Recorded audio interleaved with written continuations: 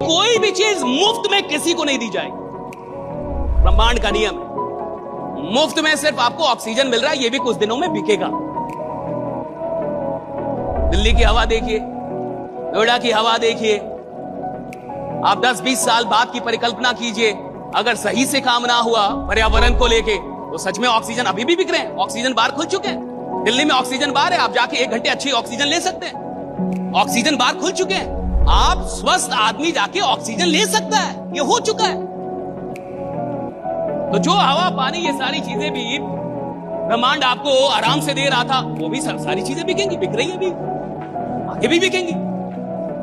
तो दूसरी चीज ये है कि कोई भी चीज मुफ्त में किसी को नहीं दी जाएगी। इस ब्रह्मांड में हर चीज प्रचुर मात्रा में है, उसके लिए नहीं है साहब जो हाथ पे हाथ धर के बैठा हुआ है, उसके लिए है जो लड़ने के लिए तैयार है, उसके लिए है तो हर चीज प्रचुर मात्रा में।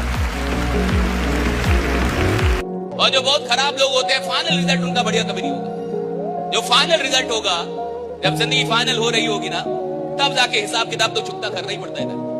तो ये 4 कैटेगरी में आपको चौथी कैटेगरी का लीडर बनना है और लोगों को भी बनाना है कि भाई कभी कभी ऐसा हो सकता है कि आपको बिना काम किए भी पैसे आ जाएं, लेकिन कभी कभी बहुत कम पैसों के लिए भी बहुत मेहनत करवाती है जिंदगी।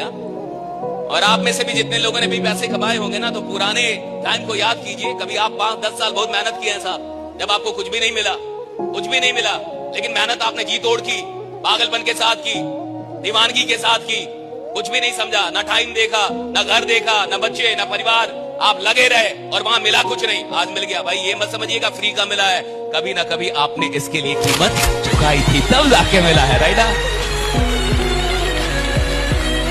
पहली कैटेगरी होती है जिसने मोहब्बत तो कर ली, लड़की पसंद आ गई, लड़का पसंद आ गया, लेकिन बोल ही नहीं पाया, यानी प्लान भी देख लिया, समझ भी गया, लगा ही नहीं पाया पैसा साहब। ये पहली कैटेगरी है, यानी मोहब्बत किया लेकिन डर डर के रहा साहब। ऐसी मोहब्बत का कोई रिजल्ट नहीं निकलता फिर। रिजल्ट ये निकलता है काश। और काश बड़ा खतरनाक रिजल्ट है। जिंदगी में एक ही चीज से बचना चाहिए, काश। कोशिश कीजिए कि आप एक ऐसी जिंदगी जी के जाएं जहां काश ना। कोशिश कीजिए कि आपकी जिंदगी ऐसी हो कि जब आप मर रहे हो तो कोई काश ना बचे। ये नहीं होना चाहिए काश मैंने लगा दिया होता, काश मैं विश्वास कर लेता, काश मैं कह देता, काश मैं थोड़ी और मेहनत करता, काश मैं एक बार और खड़ा हो जाता, राइट। काश नहीं होना चाहिए। जिसकी जिंदगी में काश नहीं है साहब, असली सिकंदर वही है, राइट। जिसके पास काश नहीं है, काश नहीं है, राइट।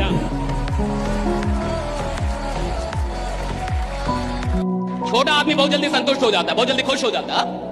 नौकरी मिल जाएगी, खुश हो जाएगा। छोटा आदमी अगर उसको एक नौकरी मिल जाए 20-30 हजार की, उसको लगता है मैं प्रधानमंत्री हूं। सरकारी नौकरी मिल जाए तो वो बन ही जाता है प्रधानमंत्री, उसको लगता है हो गया। आप देखिए, जो छोटी सोच के लोग हैं वो बहुत जल्दी जिंदगी में संतुष्ट हो जाते हैं। अभी आप क्या कर रहा है, इतना तो हो गया, आ तो रहा है, इतना ही काफी है। और जितना आ रहा है अगर उतना ही काफी है तो फिर आपको कुछ भी सीखने की आवश्यकता नहीं है। जितना आ रहा है अगर उतना ही काफी है तो आपको बदलने की आवश्यकता नहीं है। जितना आ रहा है अगर उतना ही काफी है तो आपको खुद को अपग्रेड करने की आवश्यकता नहीं है। जितना आ रहा है और आपको लगता है इतना नहीं आना चाहिए, इससे कहीं ज्यादा आना चाहिए, तब बदलने की शुरुआत होती है। तब आदमी बदलता है खुद। आदमी कब बदलता है? जब उसको लगता है जितना आ रहा है ये कम है, जितना आ रहा है ये कम है, मुझे ज्यादा चाहिए, राइट।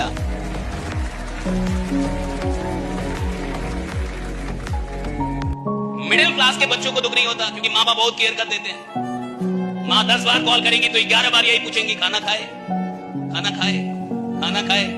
आप किसी रात बिना खाए सो जाइए, माँ जबरदस्ती उठा के खिलाएगी आपको, याद कीजिए। नहीं खाना, उठना ही पड़ेगा। अमीरों में इतने नहीं होते।